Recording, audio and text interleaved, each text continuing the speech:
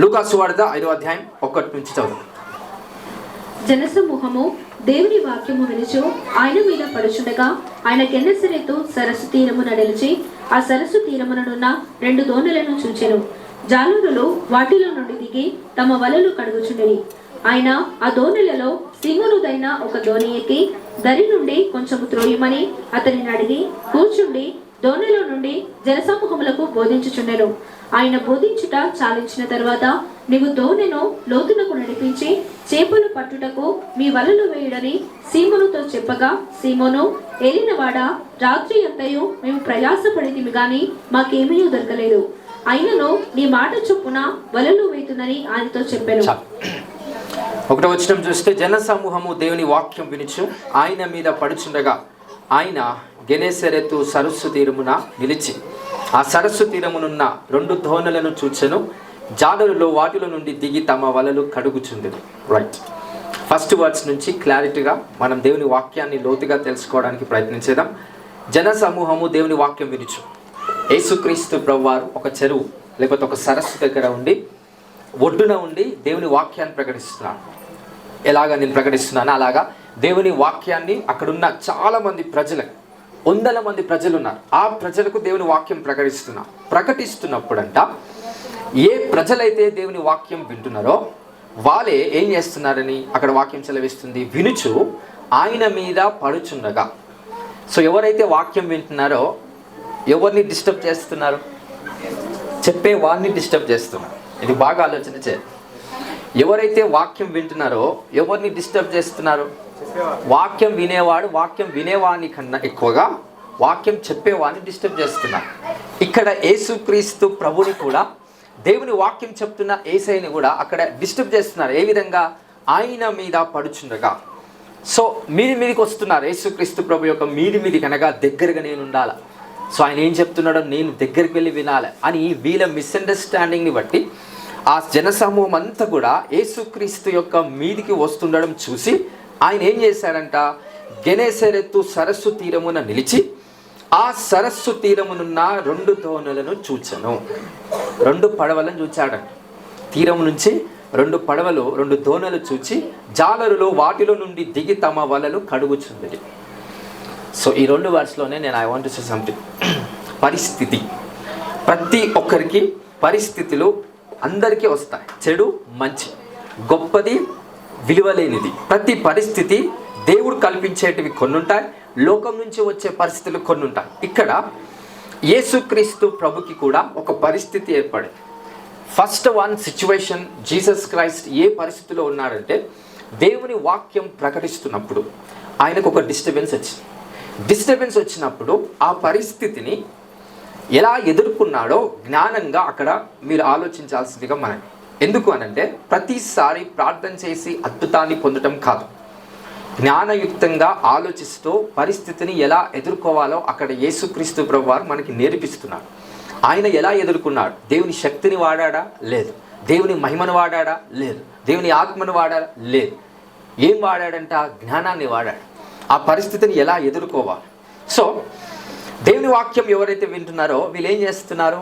చెప్పేవాడిని డిస్టర్బ్ చేస్తున్నారు, ప్రెషర్ పెడుతున్నారు. అక్కడ వర్డ్స్లో ఉంది, the people pressed upon him to hear the word of God.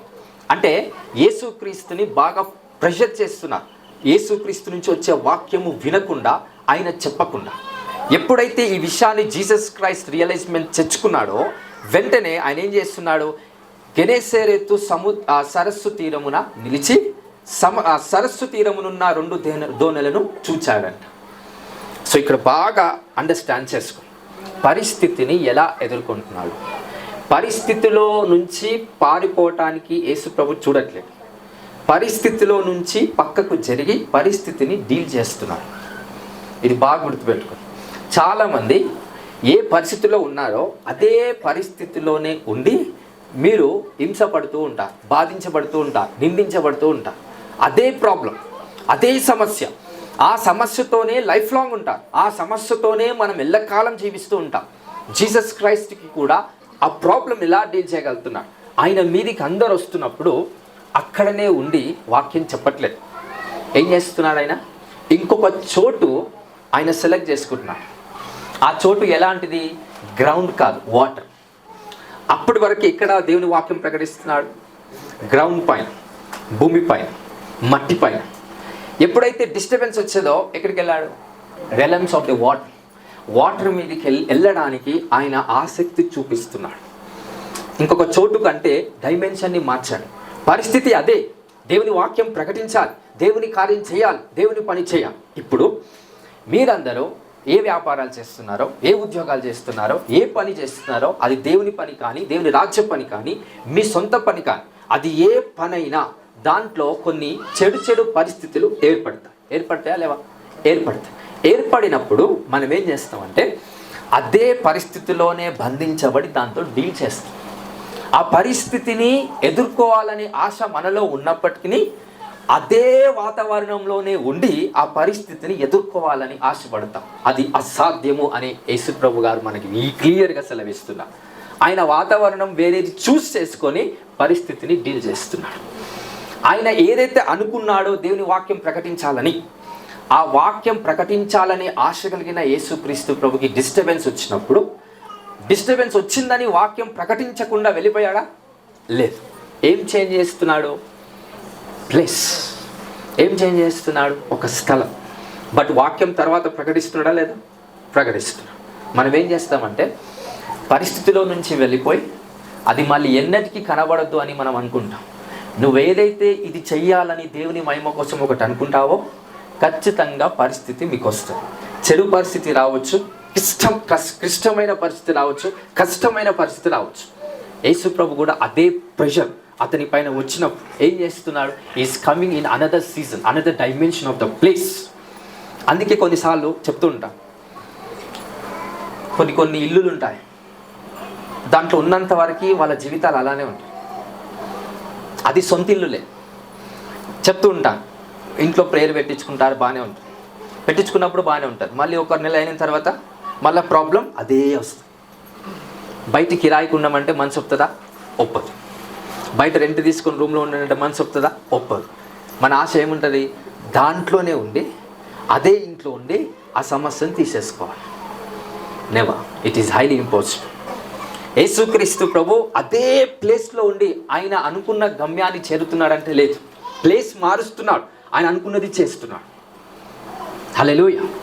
ఏం చేంజ్ చేస్తున్నాడు? ప్లేస్. ఏం చేంజ్ చేయాలి? జాబ్. ఏం చేంజ్ చేయాలి? బిజినెస్. ఏం చేంజ్ చేయాలి? మైండ్ సెట్, మనస్సు చేంజ్ చేయాలి.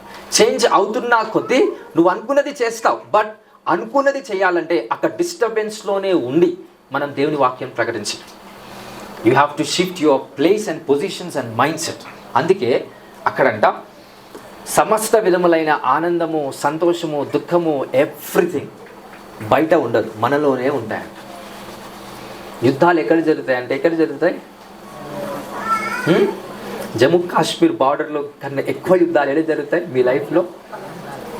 ఇక్కడ శ్రీలానే అని అందరూ ఎక్కడ జరుగుతాయి యుద్ధాలు? రోజు భారతదేశం పాకిస్తాన్ యుద్ధం జరుగుతుందా? రోజు యుద్ధాలే జరుగుతున్నాయి ఆ లోకంలో. కానీ రోజు ఎక్కడ జరుగుతున్నాయి యుద్ధాలు? ఆ వర్షతి అని ఒకసారి ఎక్కడ ఉంటుంది? యాకోబు రాష్ట్రపతి 4వ అధ్యాయం 1వ వచనం. మీలో యుద్ధములను పోరాటములను దేని నుండి కలుగుచున్నవి? మీ అవయవములలో పోరాడు మీ భోగేచ్ఛల నుండి కదా. మీలో యుద్ధాలు పోరాటాలు దేని నుండి కలుగుచున్నవి? మనలో ఉన్న అవయములలో పోరాడు భోగేచ్ఛల నుండియే కదా. ఇప్పుడు యుద్ధాలు పోరాటాలు ఎక్కడ జరుగుతున్నాయి? బయట కాదు. ఎక్కడ జరుగుతున్నాయి? మనలో. చూసే విధానాన్ని బట్టి, వినే విధానాన్ని బట్టి. హల్లెలూయా, హల్లెలూయా. ఒకటి బాగా గుర్తుపెట్టుకో, మైండ్ సెట్స్ ఎలా ఉంటాయంటే పురుషులు చూసేది ఎక్కువ నమ్ముతారు, స్త్రీలు వినేది ఎక్కువ నమ్ముతారు. ఇది బాగా గుర్తుపెట్టుకో. స్త్రీలు చూసేదానికన్నా ఎక్కువగా వినేది నమ్ముతారు, పురుషులు వినేదానికన్నా ఎక్కువగా చూసేది నమ్ముతారు. అందుకే చూసేవాడు పురుషుడు మోసపోతూనే ఉంటాడు, వినే స్త్రీ ఖచ్చితంగా మోసపోతూనే ఉంటాడు. They are not connected to each other. The mind set is not align. So ఒకే విధంగా వాళ్ళకి పంచేది. అందుకే ఆదాము అవ్వని చూశాడు, అవ్వ సర్పం మాట విని ఎక్కడ మోసపోవాలో అక్కడనే మోసం జరిగింది. ఇంకా పురుషుడు ఏం చేస్తూనే ఉన్నాడు? చూసే విధానాన్ని బట్టే నడుస్తున్నాడు. అందుకే అపోస్తలుడైన పౌలు ఏమన్నాడు? మన విశ్వాసము ద్వారానే మనము ముందుకు వెళ్ళాలి. చూసే విధానాన్ని బట్టి కాదు, విశ్వాసము ద్వారా వెళ్ళాలి. హల్లెలూయా. అంతేనా కాదా? అంతేనా కాదా? స్త్రీలు ఎక్కువ ఏం పట్టించుకుంటారు? చూసేది పట్టించుకోరు. ఏం పట్టించుకుంటారు చెప్పాలా? ఎక్కువ ఒక విషయాన్ని విన్నామా దాన్ని ఎక్కువ హైలైట్ చేసి మన మనసులో తీసుకొచ్చి పట్టించుకుంటా. పురుషులు వినేది విడిచిపెట్టేస్తారు. ఏమని అనుకోనాను. ఏం పట్టించుకుంటారు? చూసేది, కారు, బంగ్లాలు, ఇవి ఎక్కువ. అదే స్త్రీలకు అది ఉండదు, కంపేర్ చేస్తే. అందుకే అవ్వ ఎక్కడ మోసపోవాలో అక్కడనే మోసపోయింది, ఆదాం ఎక్కడ మోసపోయిందో అక్కడనే మోసపోయాడు. హల్లెలూయా. సో యుద్ధాలు, పోరాటాలు ఎక్కడి నుంచి జరుగుతున్నాయి? మనలో నుంచి. దుఃఖము, సంతోషం ఎక్కడి నుంచి వస్తుంది? మనలో నుంచి. అది బయట లేదండి. మనం అనుకుంటాం యేసయ్యా నాకు నీ సంతోషాన్ని ఇవ్వండి, నాకు ఆనందాన్ని ఇవ్వండి అన్నప్పుడు దేవుడు ఎక్కడి నుంచో ఆనందం తీసుకురాడు. ఎక్కడి నుంచి తీసుకొస్తాడు? నీలో నుంచే తీసుకొస్తాడు. హల్లెలూయా, హల్లెలూయా. ఎవరైనా చనిపోయినారనుకోండి, వాళ్ళ దగ్గరికి వెళ్ళి జోక్ వేస్తే నవ్వుతాడా? నవ్వుతాడా? నవ్వుతాడు. అదే నార్మల్గా కొంచెం ఉల్లాసంగా ఉన్న వ్యక్తి దగ్గరికి వెళ్ళి జోక్ వేస్తే నవ్వుతాడు. అంటే ఇద్దరికి జోక్ వేస్తున్నాం. ఎవరు నవ్వుతున్నాడు? ఉల్లాసంగా ఉన్నవాడు నవ్వుతున్నాడు. వాళ్ళ ఫ్యామిలీలో చనిపోయిన వ్యక్తి ఎవరైతే ఉన్నారో వాళ్ళ ఫ్యామిలీలో వాడు నవ్వలేకపోతున్నాడు. అంటే ఎక్కడి నుంచి వస్తుంది ఆనందం కానీ దుఃఖం కానీ? వాళ్ళలో నుంచి వస్తుంది. అవతల వాడు చేసే దాన్ని బట్టి మనలో నుంచి రాదు. మనం అనుకున్నప్పుడే మనలో నుంచే సమస్తము బయలుపరచబడతాం. అందుకే ఎవరి మీద ఎవరు నిందలు వేయకుండా, ఎవరు విషయంలో ఎవరు మనం వ్యతిరేకించకుండా, ఒక సంతోషం మనలో వచ్చినా దుఃఖం మనలో వచ్చినా బాధ్యులం ఎవరు? We are the reason of everything. అందుకే అక్కడ వర్డ్స్లో ఏమంటున్నాడు? యాకోబు 4:1. సార్ మళ్ళీ చదువు. మీలో యుద్ధములను పోరాటములను దేని నుండి కలుగొచ్చినవి? మీ అవయవములలో పోరాడు మీ భోగేచ్ఛల నుండియే కదా. హల్లెలూయా. ఎక్కడుంది సంతోషం, దుఃఖం? దుఃఖం లోకంలో ఉందా, మనలో ఉందా? సంతోషం లోకంలో ఉందా, మనలో ఉందా? మనలో. నువ్వేది బయటికి తీయాలనేది నీ వశం. అది నీ నిర్ణయాన్ని బట్టి బయటికి వస్తుంది. ఇప్పుడు ప్రతి పరిస్థితిలో సంతోషంగా ఉండాలని నిర్ణయించేది ఎవరు? నువ్వు నిర్ణయించాలి. యేసు ప్రభుకి ప్రెషర్ఫుల్గా అక్కడ ప్రాబ్లం అనేది వస్తుంది. వచ్చినప్పుడు ఆయన విజ్డమ్గా ఆలోచిస్తున్నారు. అరే ఇదే ప్లేస్లో ఉండి వాక్యం ప్రకటిస్తే నేను ప్రకటించలేను, వాళ్ళు వినలేరు. అప్పుడు యేసుక్రీస్తు ప్రభు ఏమని అనుకుంటున్నాడు? నేను నావ ఎక్కి కొద్ది దూరం వెళ్ళి అక్కడ నుండి నేను వాక్యం ప్రకటించాను. అదే గ్రౌండ్ పై ఉండి వాక్యం ప్రకటిస్తే నేను ఇది కంటిన్యూ చేయలేను. I'm not able to continue my goal, my destiny. So అక్కడ ఏం చేస్తున్నాడు యేసుక్రీస్తు ప్రభు? పరిస్థితిలో నుంచి వచ్చి బయటికి వచ్చి ఆయన అనుకున్నది జరిగిస్తున్నాడు. హల్లెలూయా, హల్లెలూయా. కొంతమంది మనస్సు అలానే ఉంటుంది, మారదు. మారకపోతే నీ పరిస్థితి మారదు. యేసుక్రీస్తు యొక్క మనస్సు అక్కడ మారింది. ఎలా మారింది యేసు ప్రభు మనస్సు అంటే, అక్కడనే ఉండి వాక్యం ప్రకటించాలనే మనస్సు వెళ్ళిపోయి నేను చెరువు అక్కడ ఉన్న సరస్సు మధ్యలోనికి వెళ్ళి వాక్యం ప్రకటించాలి. ఆ విధమైన మైండ్ సెట్ మీకు నాకు ఉన్నప్పుడే పరిస్థితి మారుతుంది. అక్కడ నువ్వు అనుకునేది చేయగలుగుతావనే శక్తి, సామర్థ్యం నీలో పనిచేస్తాయి. హల్లెలూయా.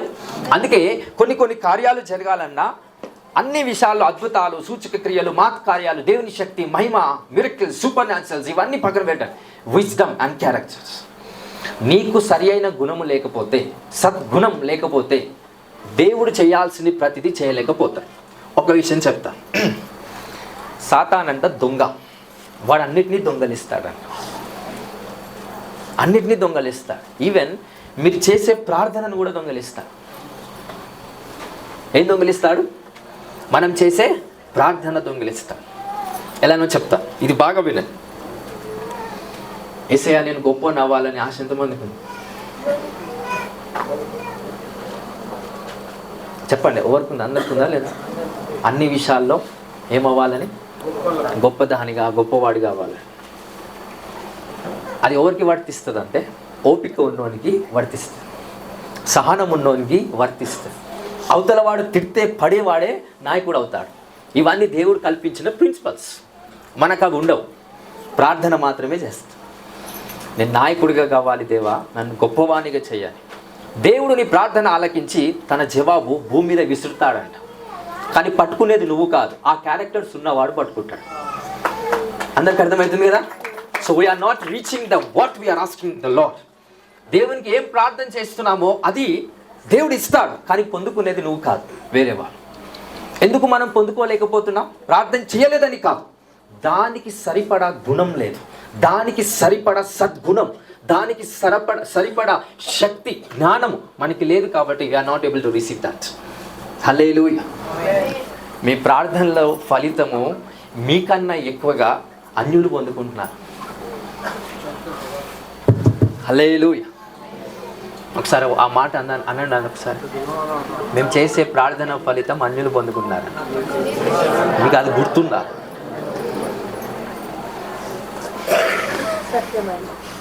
గొప్ప కార్యాలు చేయండి అని ప్రార్థన చేస్తాం. గొప్ప కార్యాలు ఎవరికి అవుతాయంటే గొప్ప మనసు ఉన్నవాడికి అవుతాయి. ఆ మనసు ఉన్నవాడు నీ పక్కనే ఉంటాడు, వాడు ప్రార్థన చేయడు, వానికి జరుగుతాయి. The presence of the answer of the prayer. దేవుడు ఇస్తున్న జవాబు యొక్క సన్నిధి నువ్వు మోస్తున్నప్పుడు జవాబులు అవతల వాడు పొందుకుంటాడు, నువ్వు సన్నిధి మాత్రమే మోస్తావు. హల్లెలూయా, హల్లెలూయా. అలా ఎన్నో మన ప్రార్థన ఫలితాలు ఎక్కడెక్కడికో వెళ్తున్నాయండి. ఎందుకు అనంటే సద్గుణం మనకి లేదు కనుక, క్యారెక్టర్స్ సరిగ్గా వర్క్ అవ్వట్లేదు.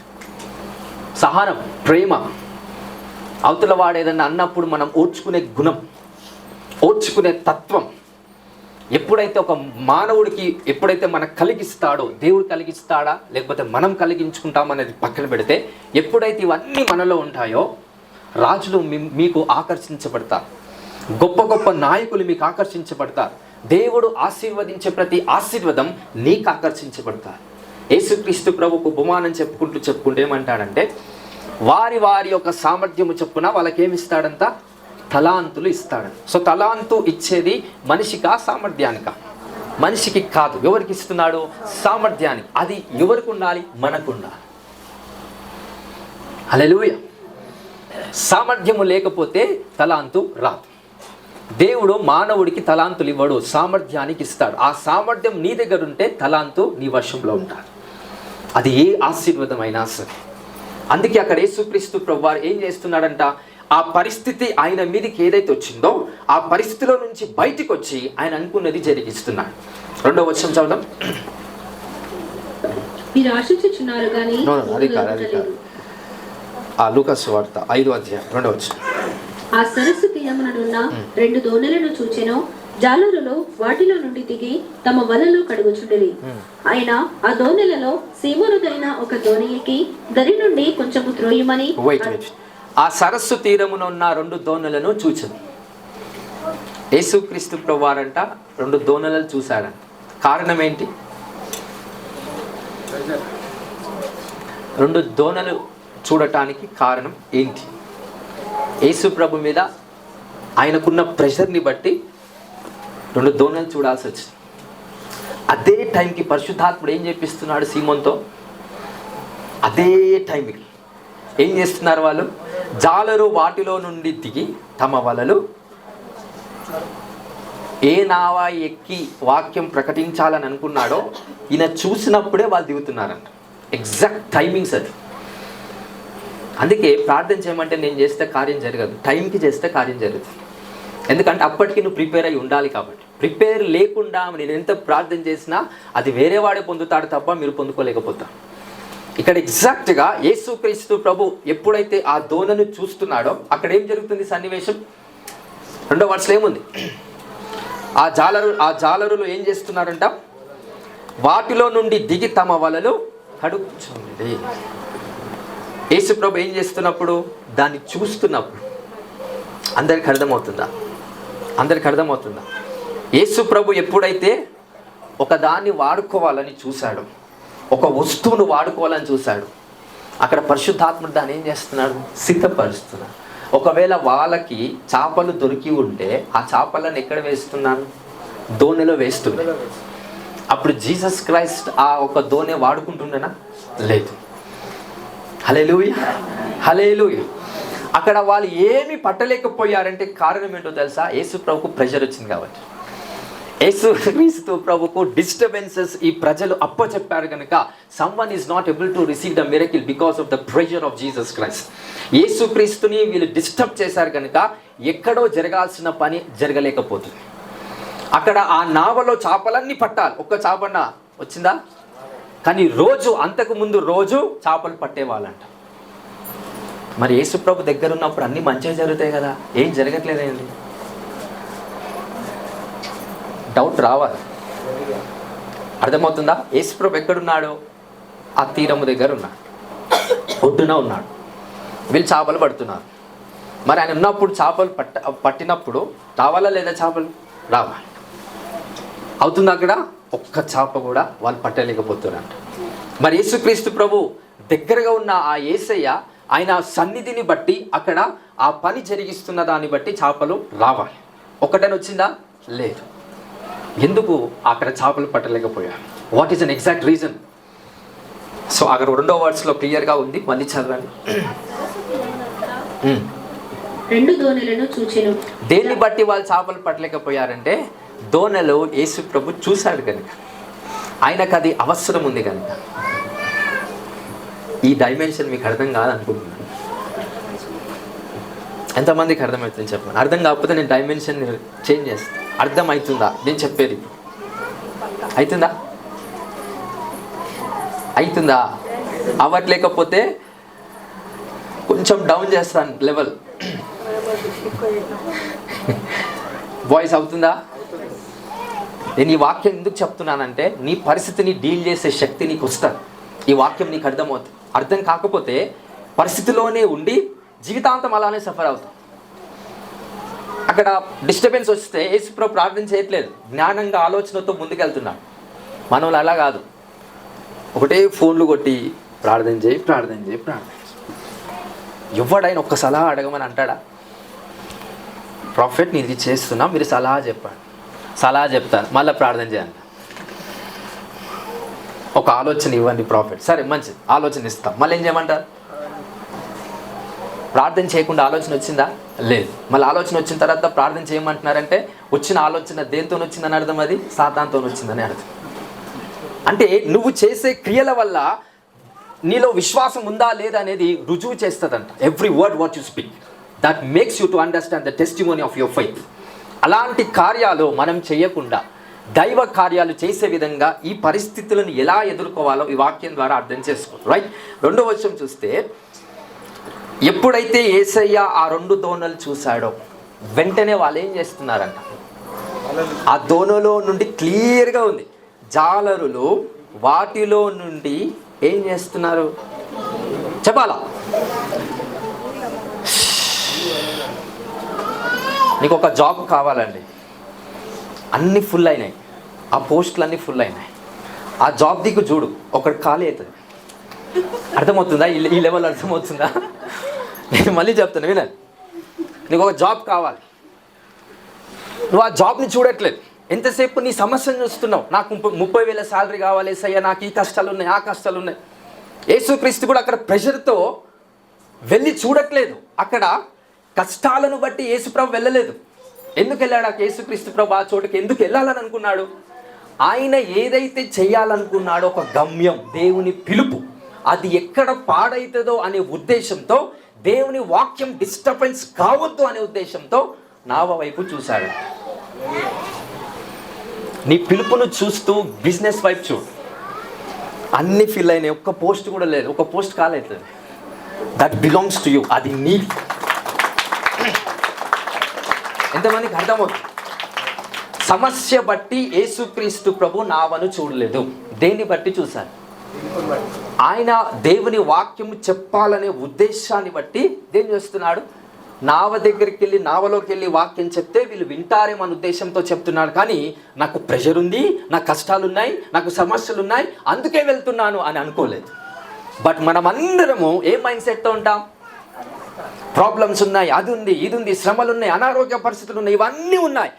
పిలుపుని ఎవరైతే ఆలోచిస్తారో నీకోసం అన్ని కాలైపోతాయంట. For you to reign over it, నువ్వు దాన్ని రూల్ చేయడానికి కాలైపోతాదంట. హల్లెలూయా, హల్లెలూయా.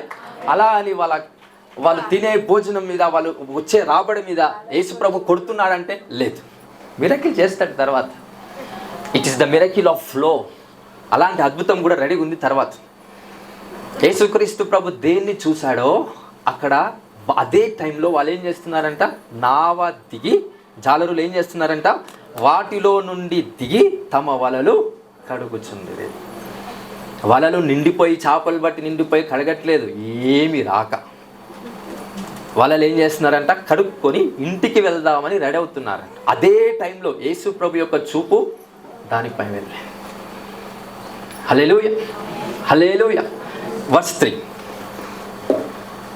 ఆయన ఆ దోణిలలో సీమోనుదైన ఒక దోణి ఎక్కి దరి నుండి కొంచెము త్రోయమని అతనిని అడిగి కూర్చుండి దోణిలో నుండి జనసమూహములకు బోధించుచుండెను. రైట్. అయినా ఆ దోణిలోని సీమోనుదైన ఒక దోణి ఎక్కి దరి నుండి కొంచెము త్రోయమని అతనిని అడిగాడు. ఒడ్డునకున్న యేసుక్రీస్తు ప్రభు ఎక్కడికి, ఆ నావ ఎక్కిన తర్వాత ఎక్కడికి తోయమని, కొద్ది దూరం, ఒక 10 మీటర్స్ 20 మీటర్స్ ఆ చెరువు మధ్యలోనికి వచ్చేటట్టుగా వెళ్ళి అక్కడ ఉండి కూర్చొని దేవుని వాక్యం ప్రకటిస్తున్నాడంట. ఫస్ట్ ఎక్కడి నుండి ప్రకటించాడు? ఎక్కడి నుంచి ప్రకటించాడు? ఫస్ట్ వర్స్లో గ్రౌండ్ పై, ఇక్కడ ఒడ్డున ఉన్నప్పుడు ప్రజలందరూ వచ్చారంట. ఆయన వాటర్లోకి వెళ్ళాడు. వాటర్లోకి వెళ్ళి నావ మీద కూర్చొని, నావలో కూర్చొని దేవుని వాక్యం ప్రకటిస్తుంటే అప్పుడు అదే ప్రజలు వచ్చి ఆయన మీద పడతారా? నీళ్ళలో పడతారు. హల్లెలూయా, హల్లెలూయా. సో వాక్యం చెప్తున్నప్పుడు డిస్టెన్స్ ఉంటుంది, మిరాకిల్స్ చేస్తున్నప్పుడు డిస్టెన్స్ ఉండదు. అర్థమైతే మంచి. సో జీసస్ క్రైస్ట్ ఎప్పుడైతే వాక్యం తెలియపరుస్తున్నాడో ఇంకొక చోట ఆయన వెళ్ళి ఆ వాక్యం డిస్టర్బెన్స్ అవ్వదనే ఉద్దేశంతో నావలో కూర్చొని ఆయన వాక్యం చెప్తున్నాడంట. Verse number 4.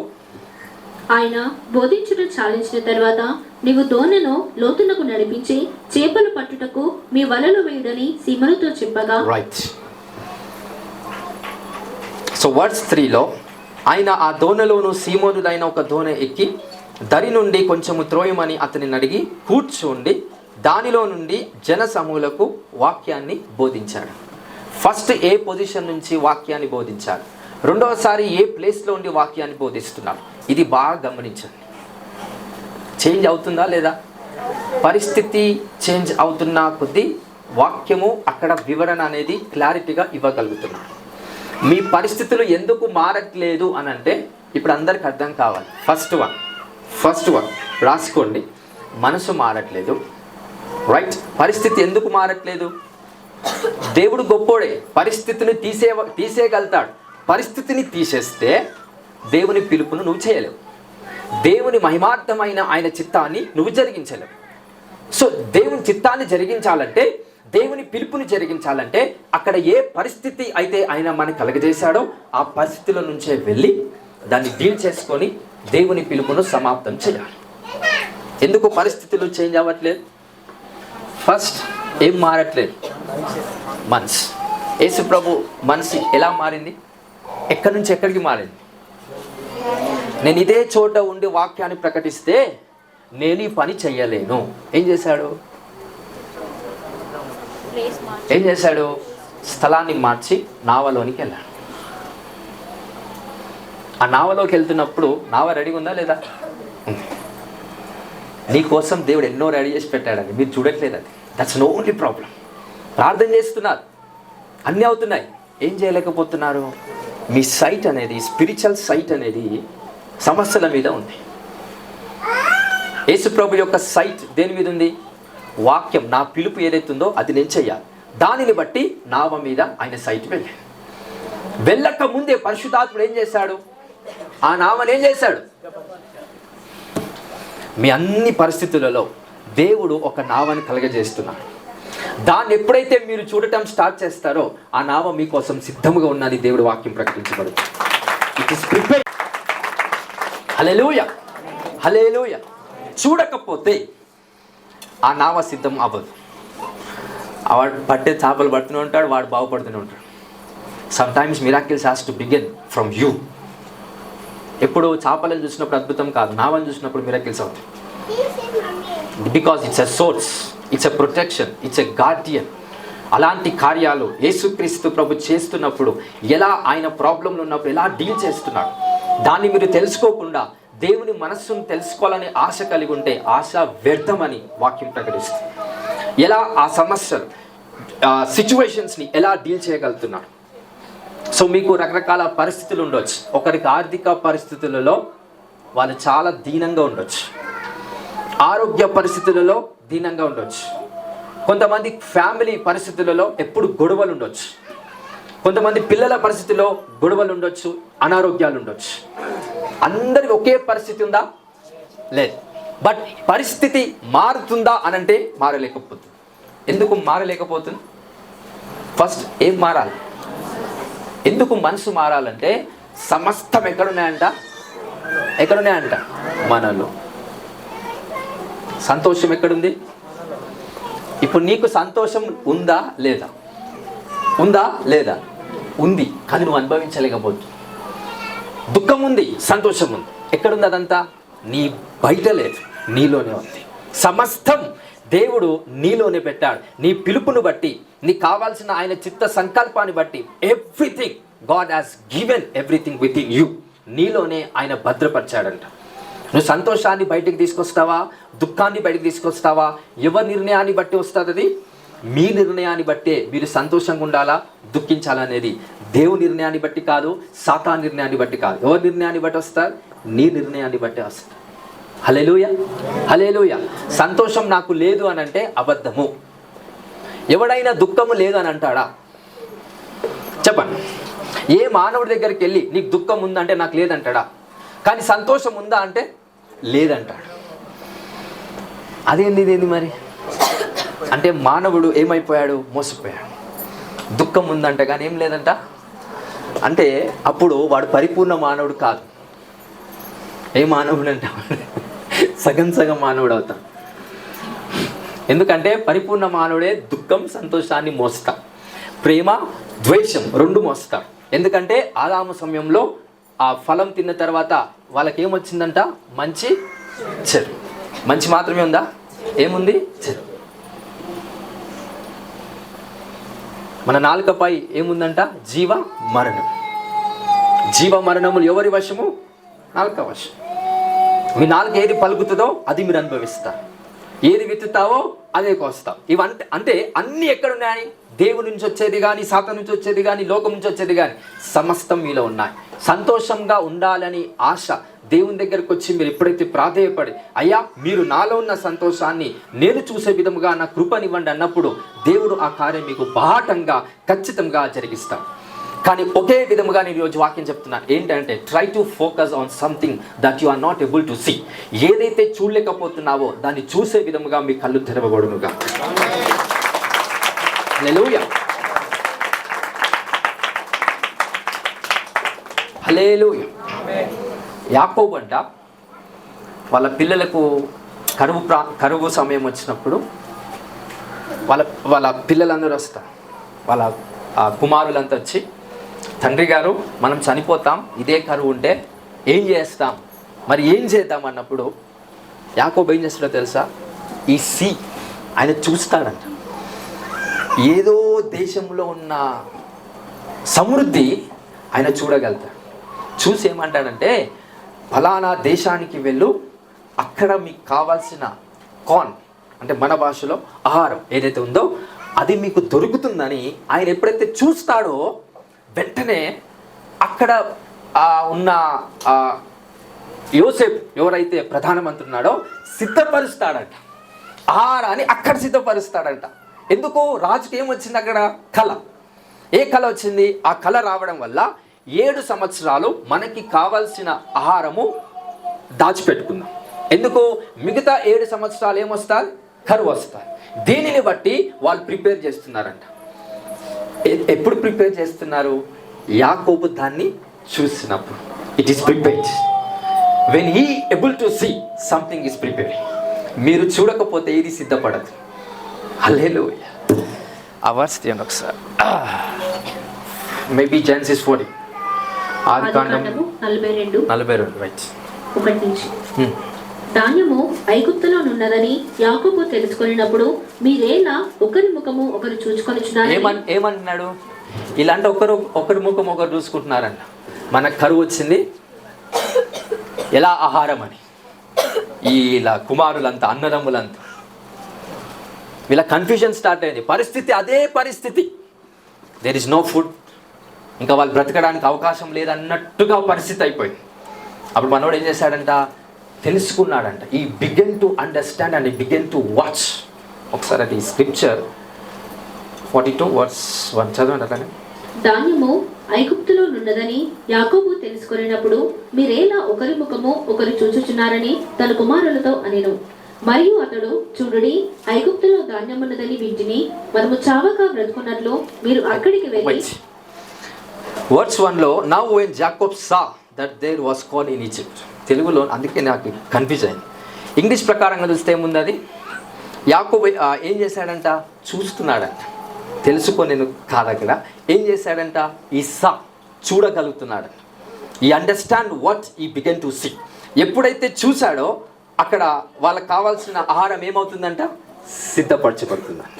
2వ వర్స్లో చూస్తే వాళ్ళ కుమారులతో కూడా అదే చెప్తున్నారు. ఒకసారి చదవండి వర్స్ 2.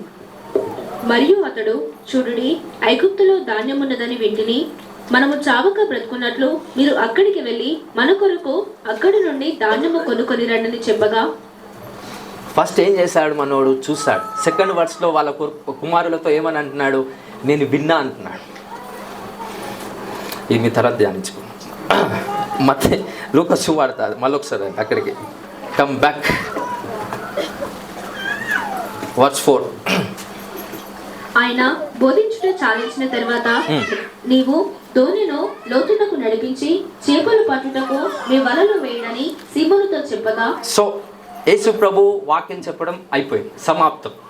అక్కడ ఆయన పిలుపుని చేసేసాడు. చేసేసిన తర్వాత ఆయన బోధించుట చాలిన తర్వాత నీవు దోణిను లోతునకు నడిపించి. ఇప్పుడు ఏం చేయబోతున్నాడు యేసు ప్రభు? మిరాకిల్ చేయబోతున్నాడు. మిరాకిల్ చేయడానికి అదే ప్లేస్ నుంచి చేస్తున్నాడా, మళ్ళీ ప్లేస్ మారుస్తున్నాడా? Going deep. మన ఏంటంటే అదే వ్యక్తి అదే ప్లేస్లో ఉండి వాక్యాన్ని బోధించాలనుకుంటాడు, చేపల విషయంలో అద్భుతం చేయాలనుకుంటాడు. పేతుని ఏర్పరచుకున్నాడు కదా, ఆ ఏర్పరచుకున్న ఏర్పాటు కూడా అదే స్థలంలో ఉండి చేద్దాం అనుకుంటాం. మనం అందరం అదే బ్యాచ్. యేసుక్రీస్తు ఆ ప్రిన్సిపల్ని వాడలేదు. ప్రతి దానికి చేసే ప్రతి దానికి ఏం చేస్తున్నాడు యేసుక్రీస్తు ప్రభు? Changing, shifting is dimensions. ఆయన స్థలాలు మారుస్తున్న కొద్దీ ఆయన పని మారుతుంది. హల్లెలూయా. ఒకసారి అనండి, నా ఒక పరిస్థితి నా పరిస్థితి మారే కొద్దీ నా ప్రయాణం మారుతుందనండి. నా ప్రయాణం మారే కొద్దీ నా పరిస్థితి మారుతుందనండి. అర్థమవుతుందా? సో ఆయన జర్నీలో షిఫ్టింగ్ అవుతున్న కొద్దీ సిచ్యువేషన్స్ చేంజ్ అవుతూ వస్తున్నాయి. ప్రతి దానికి ఒకే స్థలములో ఉండి అన్ని చేయట్లేదు, స్థలాలు మారుతున్నాడు, షిఫ్ట్ అవుతున్నాయి. మనం ఏం చేస్తామంటే అదే మైండ్ సెట్తో అన్ని చేద్దాం అనుకుంటాం, జీవితంలో కాదు. హల్లెలూయా, హల్లెలూయా. మనలోనే సమస్తం ఉన్నాయంట. కోపం ఎక్కడుంది? ప్రేమ ఎక్కడుంది? చాతకానోడు కోపం ఎవరి మీద చూపిస్తాడు? ఎవరి మీద చూపిస్తాడు? చెప్పనా? చాతకానోడు ఎవరి మీద చూపిస్తారు? ఈ లోకంలోకి వెళ్ళి అన్ని పనులు చేసుకొని వాడు వీడు తిట్టి అన్ని మోసుకొని ఇంటికి వచ్చి భార్య మీద చూపిస్తాడంట. కొంతమంది పని చేసే భార్యలు ఏం చేస్తారు? ఆ బాసు వాళ్ళ అందరు తిట్టి తిట్టుబడి భర్త దగ్గరికి వచ్చి వాళ్ళ మీద కోపం చూపిస్తారు. అంటే దాచిపెట్టుకోరు ఆ కోపాన్ని. ఏం చేస్తారు? చూపిస్తారు. కానీ చూపించే వ్యక్తి ఆ పర్సన్ రైట్ పర్సన్ కాదు. అంటే ఆ స్థలం కరెక్ట్ కాదు. ఇక్కడ అదే చెప్తున్నా, మీరు ఏదైతే చేస్తున్నారో ఎగ్జాక్ట్ రైట్ కనెక్షన్ రైట్ స్థలములో ఉండి చేస్తున్నారా లేదా? హల్లెలూయా. అన్నీ చేస్తారు కానీ ఏం తెలియనట్టు ఉంటారు అసలు. మీరు పనులన్నీ చేసుకొని వచ్చిన భర్త ఇంటికి రాగానే వేడి ఉంటాడు. ఎండాకాలం వస్తుంది అలాగే. ఈజ్ వెయిటింగ్, ఎప్పుడు తప్పు చేస్తుందా నా భార్య? తప్పు అంటే చిన్న మిస్టేక్, గిన్నెలు కడుగుతుంటే ఆ లొల్లి సరంగా చప్పుడు వస్తుంది. ఫినిష్. ఒకేసారి కోపం అంతా దాని ద్వారా వాళ్ళ మీదకి వెళ్ళిపోతుంది. హల్లెలూయా. గిన్నెలు కొట్లాడుకుంటాయి, అన్నీ కొట్లాడుకుంటాయి. హల్లెలూయా. వివాహాలు అయిన వాళ్ళు ఉన్నారా? తక్కువ మంది. మా జీవితంలో అలాంటివి ఎప్పటికీ రావు, ఇక్కడ కాలేదు. కానీ కొంతమంది జీవితాలు అవుతూ ఉంటాయి, చీపురు కట్టల వరకు వస్తాయి. గిన్నెలు కొట్లాడతాయి. చీపురు కట్ట భర్తకు ఒక చీపురు కట్ట, భార్యకు సపరేట్ పెట్టుకుంటారు. దాంతో కొడితే తృప్తి ఉంటుంది. రకరకాల అనుభవాలు వస్తాయి. మాస్టర్లో హల్లెలూయా. అది ఆ స్థలమా మనం గొడవాడే స్థలమా? నువ్వు ఎవరిని తిట్టాలా? మీ బాస్ని తిట్టు. ఎందుకంటే కోపం ఎవరి ద్వారా వచ్చింది? ఎస్. నువ్వు సరిగ్గా పని చేసిన వాడు తిడుతున్నాడు కదా, ఎస్ వేసుకో. వాడిని చూడు ఒక్కసారి, వాని పొజిషన్ ఖాళీ కాకపోతే నన్ను వచ్చాను. Watching by the spirit its position will be less. హల్లెలూయా. నీ దేవుని ఆత్మతో ఏది చూస్తావో వాని పొజిషన్ ఖాళీ అవుతుంది. కనీసం వాడు ట్రాన్స్ఫర్ అని అవుతాడు. అయ్యా transfer. Hallelujah. They can transfer from any place because of your spiritual sight. నీ దృష్టికి అంత శక్తి ఉంటుందండి. నీ ఆత్మ కళ్ళకు, నీ ఆత్మ నేత్రాలకు దేవుడు అంత శక్తినిస్తే సమస్తాన్ని శరీర నేత్రాలతో చూసి మనం ఆనందిస్తున్నాం. See something by the spiritual eyes so that everything will be shake. అలాంటి కార్యాలు దేవుడు నీ ద్వారా జరిగించాలని ఆశపడుతున్నాడు. ఈ రోజు నుంచి ఆ కార్యాలు జరుగును కాక బై దిస్ అనాయింటింగ్. హల్లెలూయా. హల్లెలూయా. ఎక్కడ చూపించాలి కోపం? అక్కడ వాక్యంలో ఉంది, కోపం పడకుడి అన్నాడా? ఏమన్నాడు వాక్యంలో? కోపం పడకండి అన్నాడా?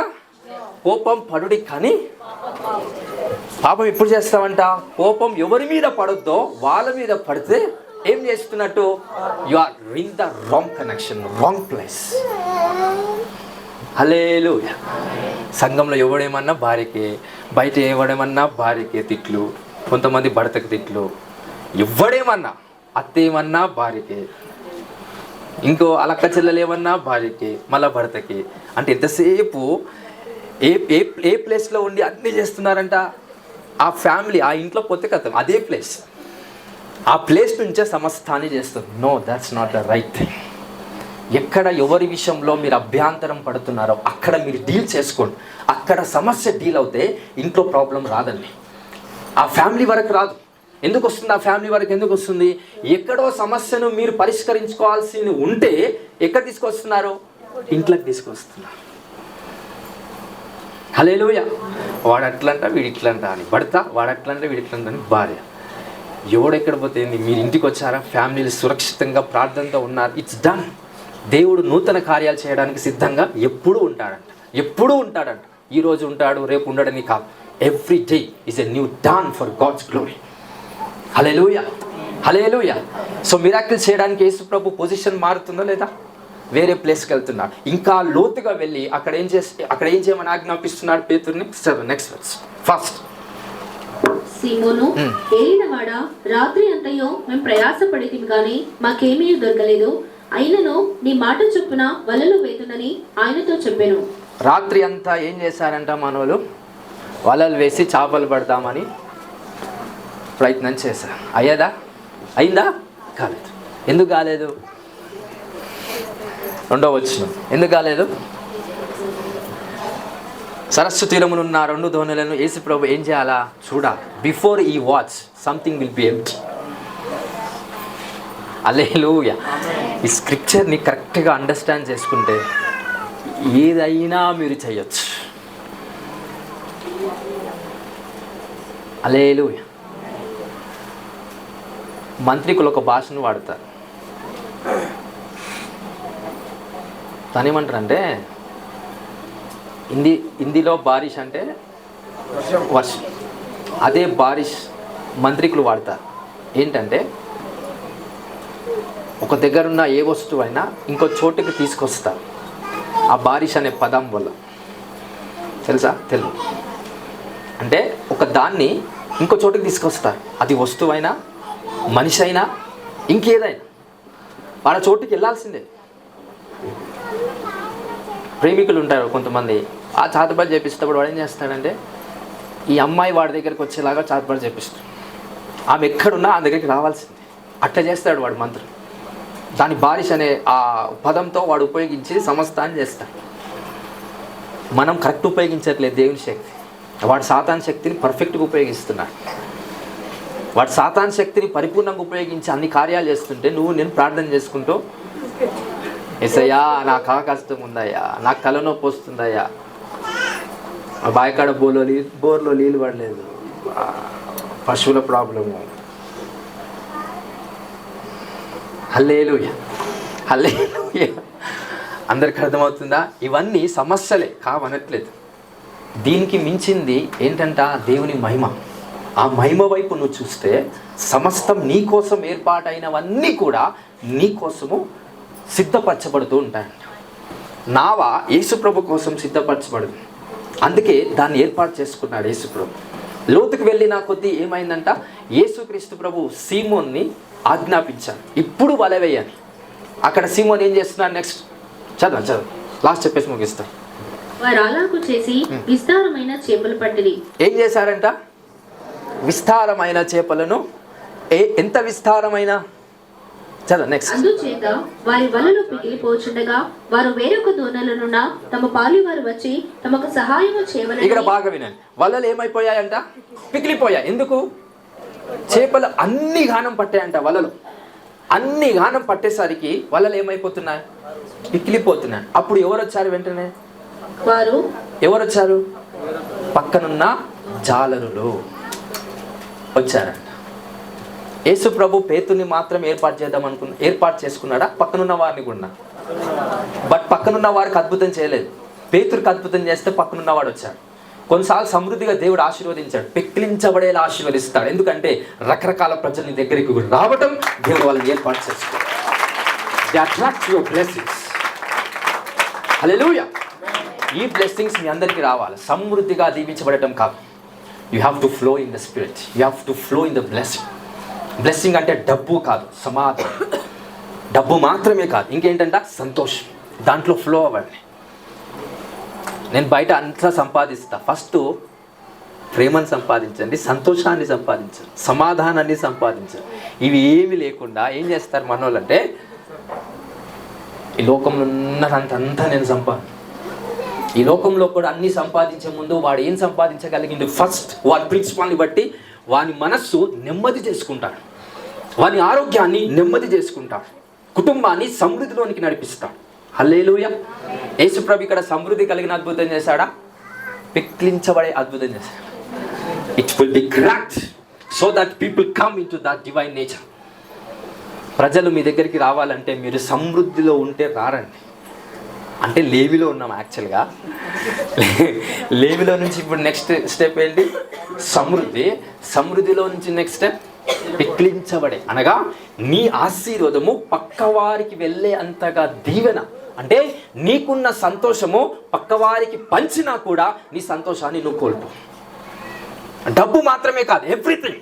దేవుడు మనలో ఇచ్చిన ఆయన రాజ్యం, ఆయన సంతోషం, ఆయన మధురమైన శక్తి, ఎవ్రీథింగ్ ఏదైతే నీలో ఉందో అది ప్రజలకు పంచుతున్నప్పుడు నువ్వు కృంగిపోకుండా ఉండటమే పిక్లించబడే ఆశీర్వాదం. అందుకే రకరకాల ప్రజలు పేతురు దగ్గరికి వచ్చి ఆ జాలను ఏం చేశారంట? పట్టుకొని మెల్లగా నావలో వేశారంట. అప్పుడు నెక్స్ట్ వర్షం ఫస్ట్ వారు వేరొక దోణలనున్న తమ పాలివారు వచ్చి తమకు సహాయము చేయవలెనని వారికి సంజ్ఞలు చేసిరి. వారు వచ్చి 2 దోణలు మునుగునట్లు నింపిరి. సీమోను పేతురు అది చూచి యేసు మోకాళ్ళ ఎదుట సాగిలపడి, ప్రభువా నన్ను విడిచిపోము, నేను పాపాత్ముడనని చెప్పెను. ఏలయనగా వారు పట్టిన చేపల రాశికి అతడును అతనితో కూడానున్న వారందరూ విస్మయముందిరి. అలాగున సీమోనుతో కూడా పాలివారైన జెబెదయి కుమారులకు యాకోబును యోహానుకు విస్మయముందిరి. అందుకు యేసు, భయపడకుము, ఇప్పటి నుండి నీవు మనుషులను పట్టువాడవై యుందువని సీమోనుతో చెప్పెను. వారు దోణులను దరికి చేర్చి సమస్తమును విడిచిపెట్టి ఆయనను వెంబడించిరి. పేతురు మాత్రమేనా? మిగతా యోహాన్ వీళ్ళు మిగతా వారంతా అందరు యేసుప్రభుని ఏం చేస్తారు? వెంబడించారు. కానీ అద్భుతం ఎవరికైంది? పేతురు.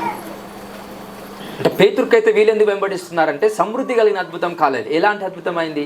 వెక్కిలించబడేలా ఆయనకున్న బ్లెస్సింగ్ అనేది అందరికీ పంచి ఇచ్చేలాగా ఆ లెవెల్ ఆఫ్ బ్లెస్సింగ్స్లో అడుగు పెట్టాడు కనుకనే వీళ్ళంతా కూడా యేసుక్రీస్తు ప్రభువును వెంబడించేలాగే.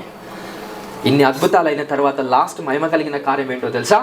ఆయన అన్నాడంట, పేతురు, నేను పాపిని, నా నుంచి నువ్వు దూరంగా వెళ్ళిపో. నువ్వు పరిశుద్ధుడివి, నేను పాపిని. నువ్వు నన్ను ఏర్పాటు చేసుకుంటే అది నేను కరెక్ట్ పర్సన్ని కాదు. ఎందుకంటే నాలో పాపం ఉంది, నేను ఎన్నో మోసాలు చేశాను, ఎంతో వ్యభిచారం చేశాను, రకరకాల క్రియలు చేశాను. సో నన్ను నాలో నుంచి దూరంగా వెళ్ళిపో. అప్పుడు యేసు ఏమన్నాడు? చేపలను పట్టే జాలరిగా చేస్తానడా, మనుషులను పట్టే జాలరిగా? దేన్ని పట్టే జాలరిగా చేస్తా అన్నా? మనుషులను పట్టే జాలరిగా చేస్తాను వాగ్దానం ఇచ్చాడంట. అది దేవుని యొక్క మహిమ కాన్సెప్షనల్గా. ఫస్ట్ మిరాకిల్స్ అవుతే తర్వాత ఏమొచ్చేసింది? పేతురికి మహిమ బయలుపరచబడింది. ఆ మహిమ వెంటనే పనిచేసిందా? లేదు. 3 సంవత్సరాలు టైం తీసుకొని ప్రాసెస్ అయింది. ఇన్స్ట్రక్షన్స్ చెప్పాడు, కొన్ని తప్పులు జరిగాయి, సరిదిద్దుబాటు జరిగాయి, దేవుని యొక్క ఆత్మలో వాళ్ళు ఎదిగారు. ఈ 3 సంవత్సరాలు ప్రిపేర్ అయిన తర్వాత యేసు ప్రభు ఏ వాగ్దానం చేశాడు? ఎన్ని సంవత్సరాల తర్వాత నెరవేర్చబడింది? After 3 years. 3 సంవత్సరాల తర్వాత దేవుని వాగ్దానం పేతురు ద్వారా నెరవేర్చబడటం జరిగింది. హల్లెలూయా, హల్లెలూయా.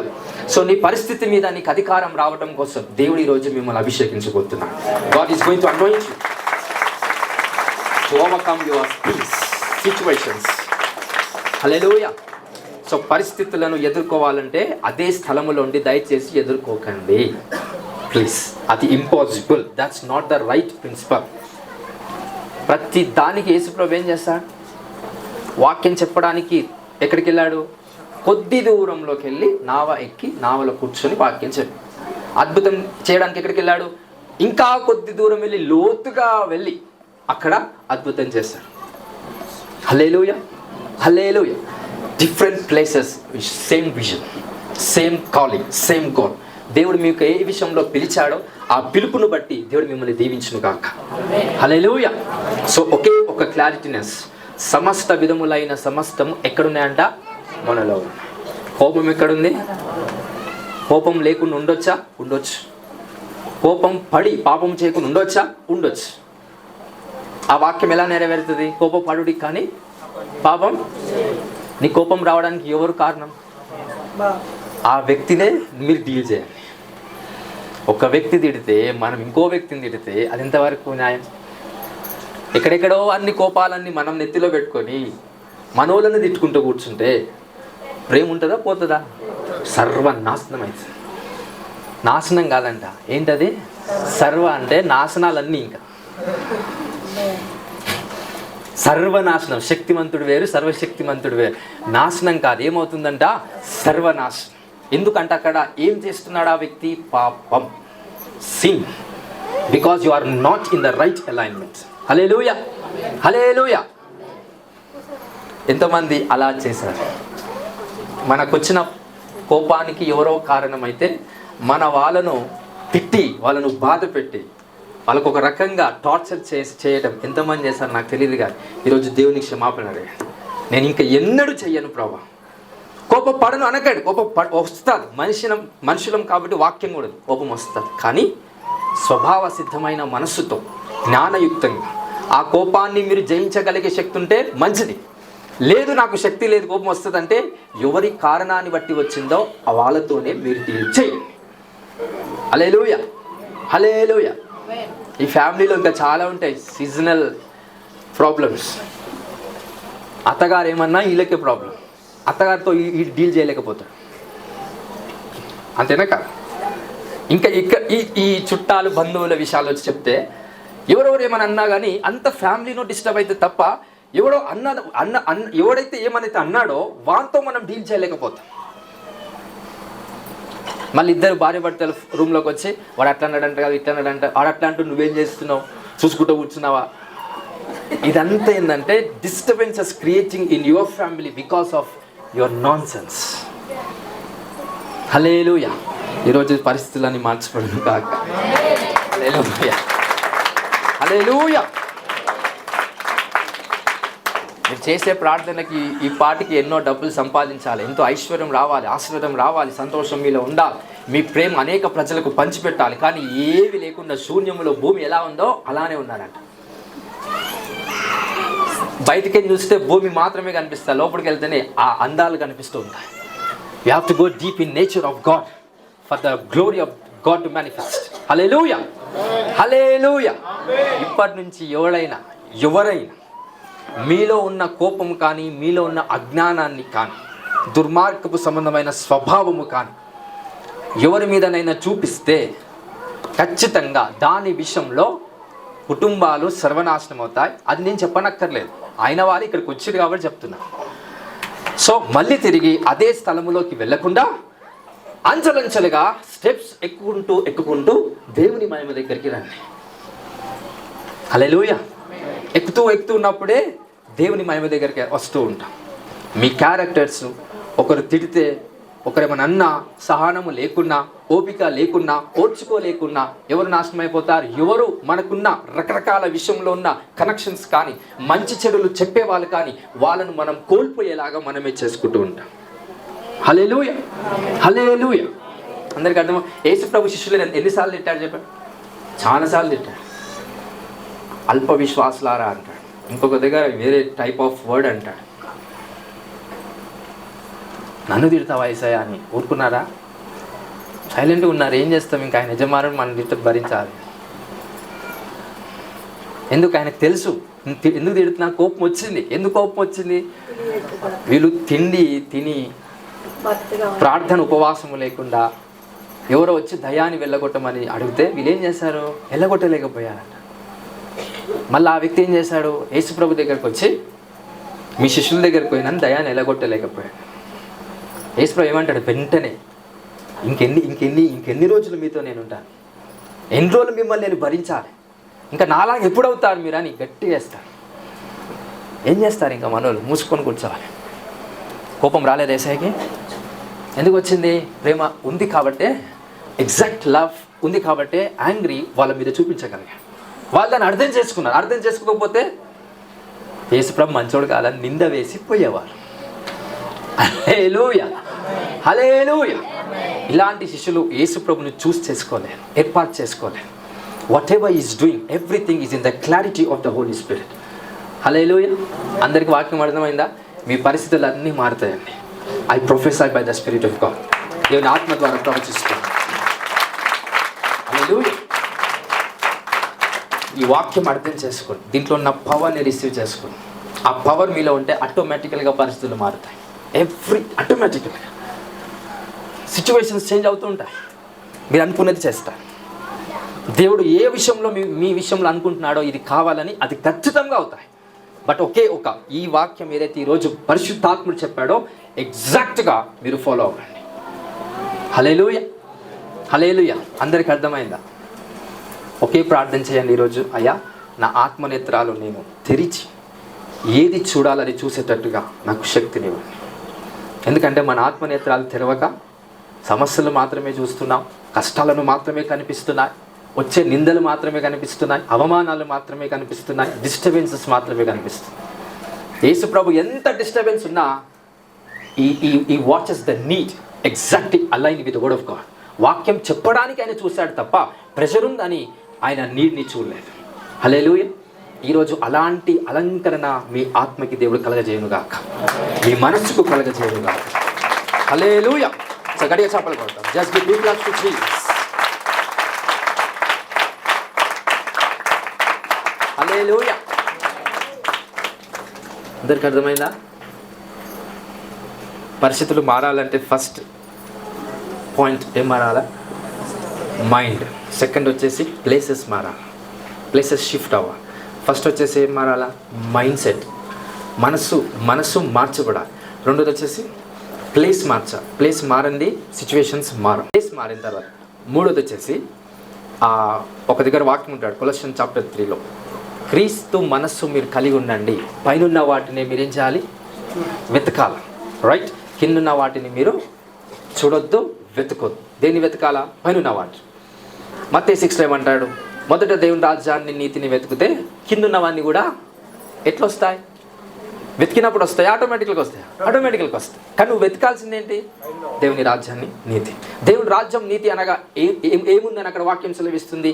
సమాధానము, ఆత్మయందలి ఆనందం. దాన్ని వెతికినప్పుడు ఆటోమేటికల్గా ఈ లోక సంబంధమైన ప్రతి ప్రభావం నీకు ఆకర్షించబడతాయి. హల్లెలూయా. స్పిరిట్ ఆఫ్ ఇన్ఫ్లుయెన్స్ని ఈరోజు దేవుడు బయలుపరుస్తున్నాడు. స్పిరిట్ ఆఫ్ అట్రాక్షన్ని దేవుడు మీకు ఇస్తున్నాడు. అట్రాక్షన్ని ప్రజల్ని ఆకర్షించడానికి కాదు, డబ్బును ఆకర్షించండి. హల్లెలూయా. ఆనందాన్ని ఆకర్షించండి, ప్రేమను ఆకర్షించండి, అంతేగాని మనుషులను ఆకర్షించకండి. మనుషులను ఆకర్షిస్తే మనిషిలో ఉన్న చెడు మంచి రెండు వచ్చి నీ మీద పడతాయి. ప్రేమను ఆకర్షించండి, ప్రేమ నీలోకి వస్తుంది. సంతోషాన్ని ఆకర్షించండి, నీలో ఉన్న సంతోషము బయలుపరచబడతాయి. హల్లెలూయా, హల్లెలూయా. ఆ స్పిరిట్ ఆఫ్ అట్రాక్షన్ మీ అందరిపైన దేవుడు ఈరోజు బయలుపరచును కాక. Give the claps to Jesus Christ. హల్లెలూయా, హల్లెలూయా. చేద్దామా ప్రేయర్?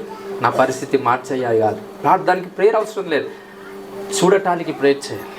నావను చూశాడా, నా ఒక కాలయ్యింది, జాబ్ లేదు, ఏసయ్యా నాకు మంచి జాబ్.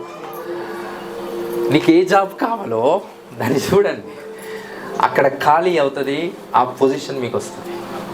ఈ మాట నమ్మరు కాబట్టి అది రాదు. నమ్మండి, చూడండి, అది వస్తుంది. మీకు సాక్ష్యం ఖచ్చితంగా దేవుడు ఇవ్వబోతున్నాడు. అది ఈ మంత్లోనే ఆ సాక్ష్యంతో మళ్ళీ తిరిగి సన్నిధికి మీరు రాబోతున్నారు by the spirit of prophecy. హల్లెలూయా, హల్లెలూయా. 50,000 అప్పుంటే ఎన్ని కావాలని ఆలోచిస్తావు? డబ్బు 50,000 అప్పుంటే ఎంత కావాలని ఆలోచిస్తావు? నిజం చెప్పండి, అంత సినిమాలో ఎవరు లక్ష ఆలోచించారు. 50,000 చాలు ప్రభా. ఫస్ట్ ఇది వస్తే ప్రెషర్ ఏం పోతుంది? Pressure pressure pressure pressure pressure పోతుంది. ప్రెషర్ ఉందని ప్లేస్ చేంజ్ అయ్యి, మైండ్ సెట్ చేంజ్ అయ్యి, కానీ అదే ప్రాబ్లమ్ని పట్టుకోకండి. అదే మనం చేసే పెద్ద తప్పు. Create a source when you need money. Don't ask money to God. సోర్స్ని క్రియేట్ చేసినోడు మనీని క్రియేట్ చేస్తాడు. కానీ మనం ఏం చేస్తామంటే దేవుణ్ణి అడుక్కుంటామంట, బిచ్చగా అడుక్కున్నట్టు. 50,000 ప్రభా, 50,000 ప్రభా. దేవుడు ఏమి ఇస్తాడు? 50,000 ఇస్తాడా? 50,000 సంపాదించే మార్గం చూపిస్తాడా? మార్గం 50,000 సంపాదించేదే కాకుండా 50,000 ప్రజలకు ఇచ్చే విధంగా మార్గాన్ని దేవుడు ఏర్పాటు చేస్తాడు. ఆ మార్గాలతో మీరు సరి సంబంధం కలిగి ఉండే విధముగా మీ ప్రార్థన దేవునికి అర్పించబడాలి. హల్లెలూయా. యుక్తమైన దేవుని ఆత్మ మీ అందరిలో దేవుడు కలుగజేయును గాక. హల్లెలూయా. దేవుడి వాక్యం దీవించి మనందరిలో స్థిరపరచును గాక.